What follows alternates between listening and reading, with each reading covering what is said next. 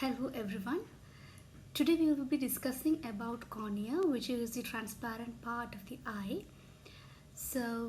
This is the first video which I am making, and I am looking into people who are interested in pursuing ophthalmology.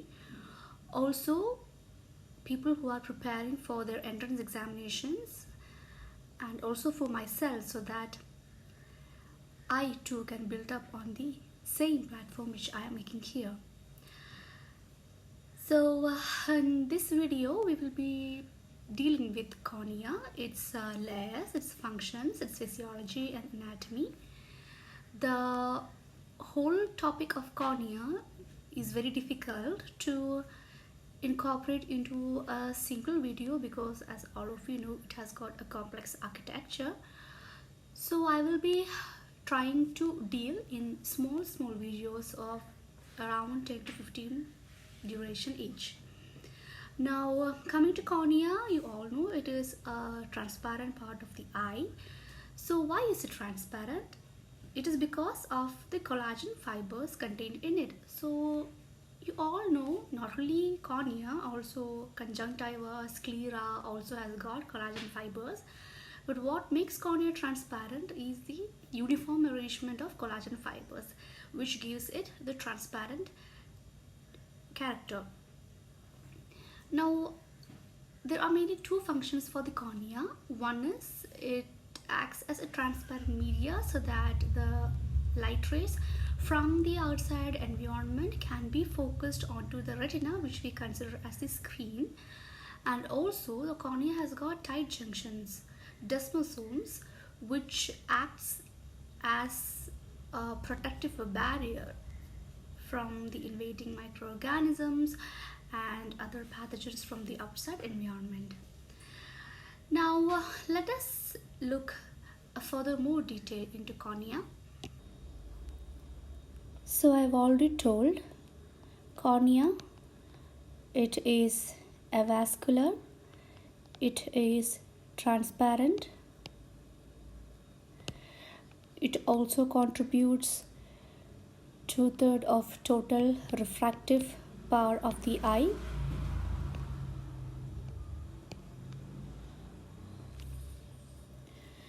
If we consider regarding the refractive power of the eye, the anterior surface of the cornea contributes to around plus 48 diopter, and the posterior surface of cornea, it contributes to around minus 5 diopter, together giving it a net refractive power of about 43 diopter. So the average value is 43 diopter. The range can be considered as 40 to 44 diopters. Now coming to the dimensions of the cornea, the anterior surface of the cornea, which is elliptical in shape, it measures around 11.75 millimeter horizontally and 11 mm vertically. The posterior surface, it is circular and the average diameter is 11.5 mm.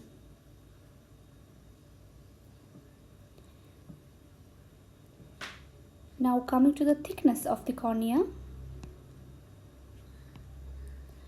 it is around 0.5 mm at the center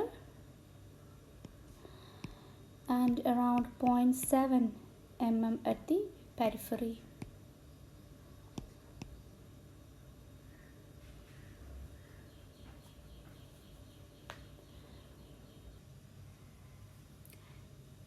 If we see the parts of the cornea, we can also divide it into an anterior surface, posterior surface and a limbus. The anterior surface of the cornea, it is covered by the tear film or the tear fluid, and it constitutes of immunoglobulins, lactoferrin, lysozymes, glucose, histamines, etc. and the posterior surface of the cornea faces the aqueous humor, and as all of you know, it has got a portion of the limbus which is at the junction of the clear cornea and the sclera, which is the reservoir of stem cells which can give rise to the corneal cells. Now the stem cells are pluripotent in nature, so in case of any limbal stem cell deficiency, the defects in the cornea are not at all easy to get healed because there are no stem cells to give rise to the normal cells.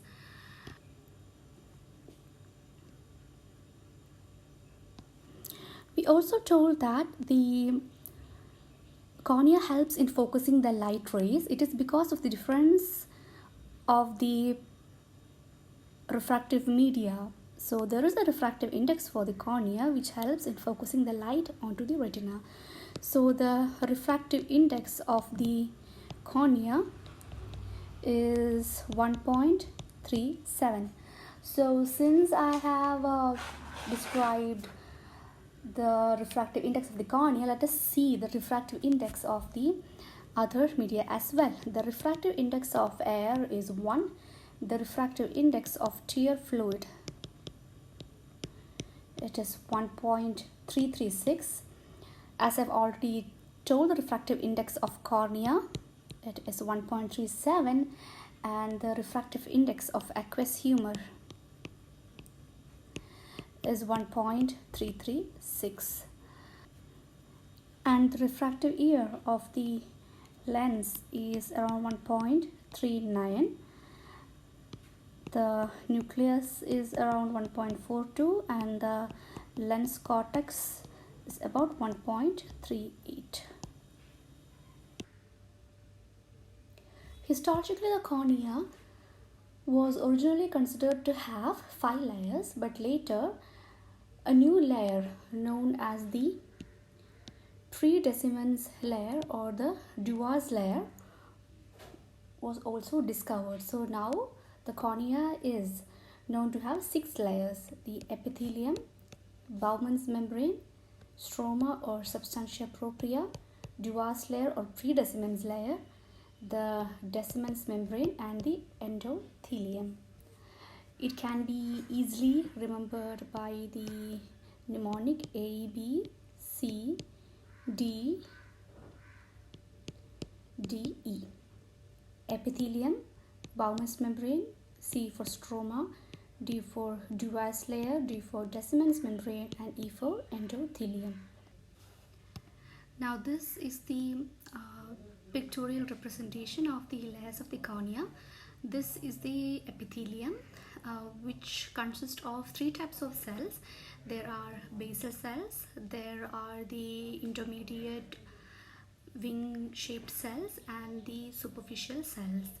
Then this is a homogeneous layer, Bowman's layer. This is a stroma. Stroma mainly contains type 1 collagen and dispersed cells. This is a Duas layer. This is the decimens membrane, and this is the endothelium. So epithelium has got 3 types of cells. Superficial cells. The superficial cells has got tight junctions or zona occludens, which gives the barrier-like function, and desmosomes are present in all layers. Gap junctions are present mainly in the wing cells and the basal cells, and gap junctions are required for the passage of molecules. And the basal layer of cells has got hemidesmosomes, and they attach themselves to the basement membrane. Coming to the corneal epithelium, as I've already said, it is a non-keratinized, stratified, squamous kind of an epithelium, and the thickness is around 50 micrometer. The range is from 50 to 90 micrometer thick, and it represents around 10% of the cornea, and it consists of 5 to 7 layer of cells.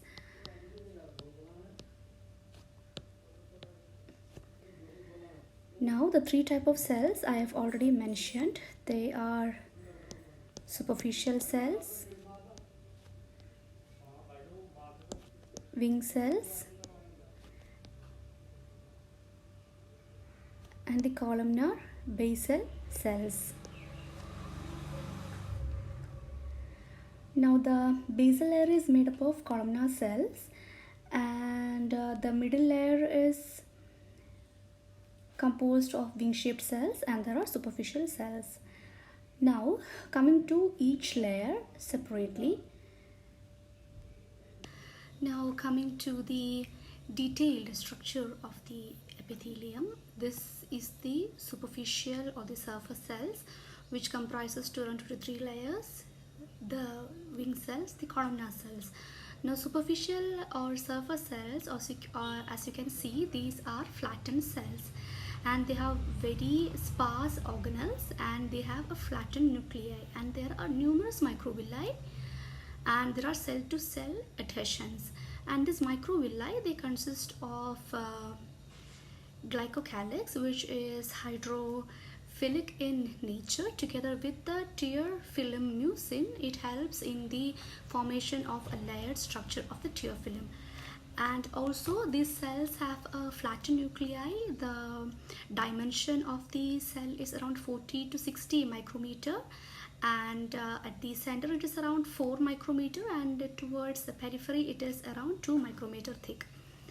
Now we can just see what are wing cells about. Coming to the wing cells, as you can see, they have these micro projections, microvilli all over their surface. It helps in the lateral adherence of the cell, anterior posterior adherence of the cell with the other cells. Also it also has got desmosomes, so tight junctions. They also have got keratin, and superficial cells also has got keratin in it, but more than that, wing cells has got keratin. And also superficial cells, since they have so many interdigitations, they help in the barrier like function. And wing cells, they have also got sparse organelles. Now coming to the basal cells, the chronologically most old cells, the oldest cells are in the superficial or surface cells, because the migration of the cell, it takes place from down upwards. So the oldest cells will be seen in the superficial surface. Now let's see about the basal cells. As you can see, basal cells are like columnar cells with more interdigitations in the apical surface, and they have got more organelles when compared to superficial cells and wing cells. They have also got glycogen granules, and they have hemidesmosomes, which helps them to attach to the basement membrane. Now let's write about what we have learned about the different cell types in the epithelium. Coming to the superficial cells, they are the chronologically oldest cells. They are flat. They have microvilli. They comprises about 2 to 4 layers.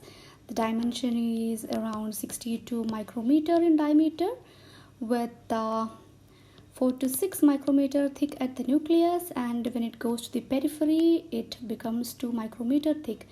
It has got interdigitations on the entire surface. They have got desmosomes, tight junctions, which gives them the barrier-like property. They have sparse organelles.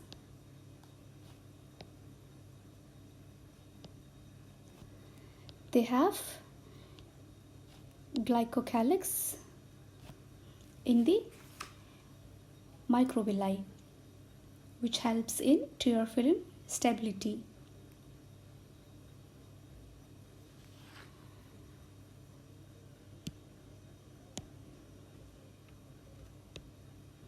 Wing cells, they have wing-like processes. They have entire surface interdigitations. They also has desmosomes, gap junctions.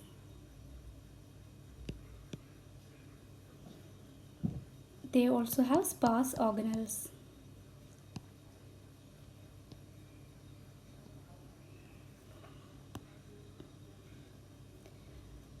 coming to basal cells.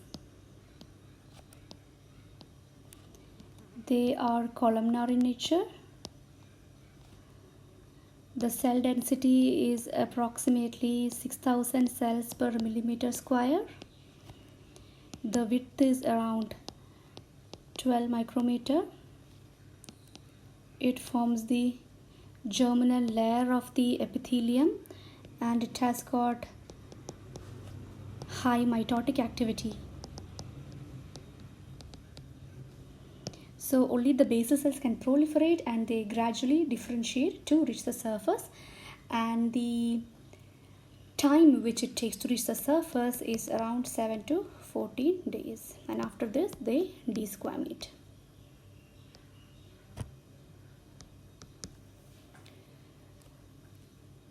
The diameter is around 8 to 10 micrometer.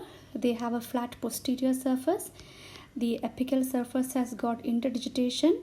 They also have desmosomes, gap junctions, adherents on the lateral side, and they have hemidesmosomes, which helps in the attachment to basement membrane. Since they have high mitotic activity, they have more organelles.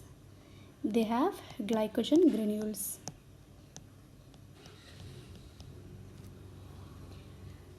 So they have microtubules, free ribosomes, endoplasmic reticulum, Golgi apparatus. The mitochondria are few, suggests there is a low aerobic oxidation and more dependence on the pentose shunt pathway for metabolism. And there are tight intercellular junction, which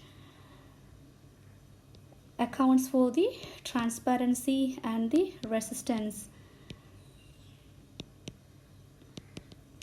to flow of water, electrolytes, and other pathological agents due to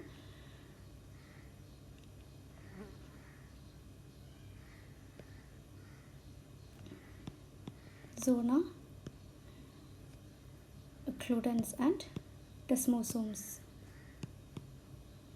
which joins them anteriorly to the wing cells, and they are firmly attached laterally to the other basal cells.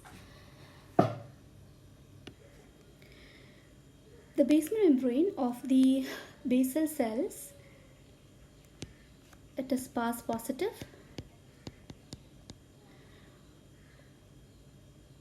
It is a secretory product of the basal epithelial cells, and it merges posteriorly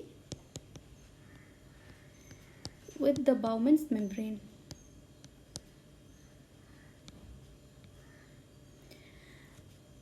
And anteriorly, it is adhered to the basal cells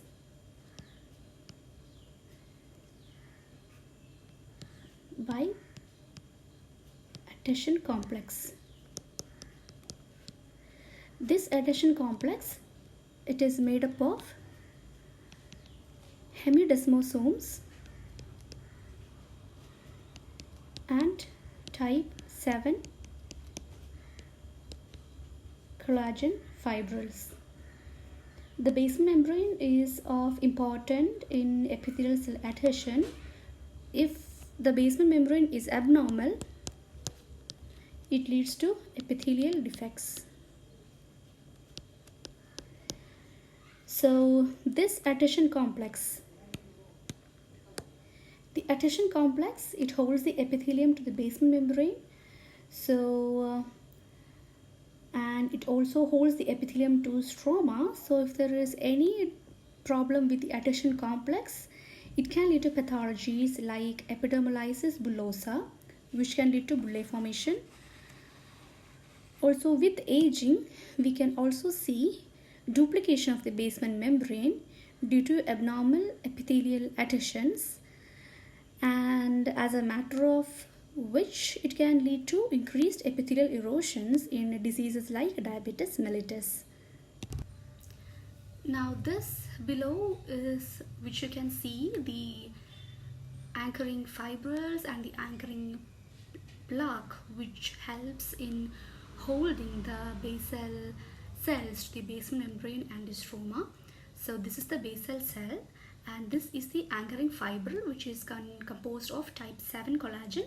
This is the basal membrane, so you can see it pierces through this and it reaches the stroma. So you know that stroma, there are different types of collagen, but the main collagen is type 1 collagen.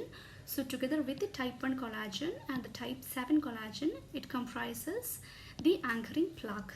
So together with these, the anchoring fibril, the basal membrane, anchoring plaque, the basal cells are attached to the basal membrane and as well as the stroma, thus giving it a very good barrier function.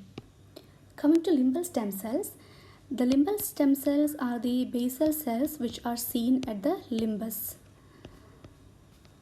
And these are pluripotent stem cells and they are found in palisades of Vogt.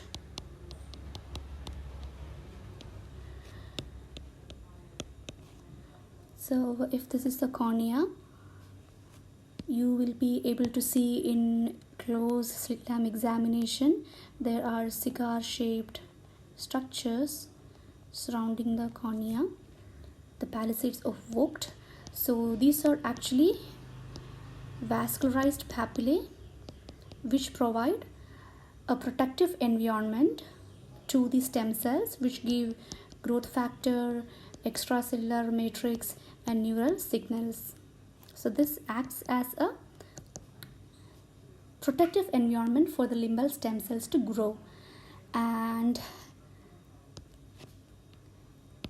there are limbal epithelial crypts which extend from the palisade of Vogt, and these crypts are the actual site for the limbal stem cells. And limbal cells are transient amplifying cells, the cells which divide slowly and they give rise to daughter cells which amplify and they proliferate continuously and they migrate centripetally and serves to maintain the corneal epithelium.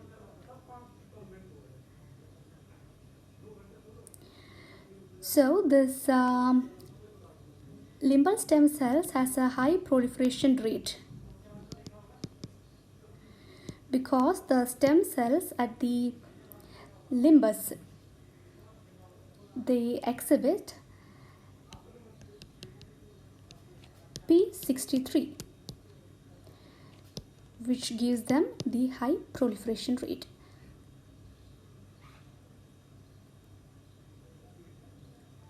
They also exhibit alpha enolase, keratin 19, HGF receptors, ABCG2 transporter protein, out of which P63 is especially very important in the proliferation rate. Now the importance of the limbal stem cells is that any deficiency of the limbal stem cells will impair the corneal epithelial hemostasis. There will be persistent epithelial defects and there will be growth of the conjunctiva over the cornea. So if there is any defect in the limbal stem cells, there will be a poor ocular surface and recurrent epithelial erosions. So it can be damaged in a variety of conditions like severe chemical burns, Stevens-Johnson syndrome, and other diseases like pemphigoid and trachoma, etc. And you all know the cornea is an immune privileged site. There are other cells other than these epithelial cells, keratocytes and all. So there are some wandering cells, non-epithelial cells, which are seen in the corneal epithelium, especially in the peripheral cornea. So these are cells like dendritic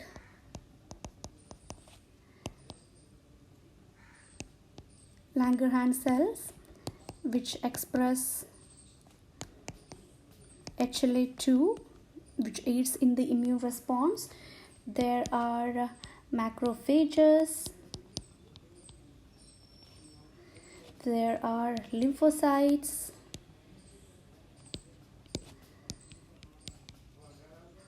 Pigmented melanocytes, etc. All these are present in the corneal epithelium apart from the epithelial cells. So I hope everyone liked this video. This is a very small video about the epithelial layers.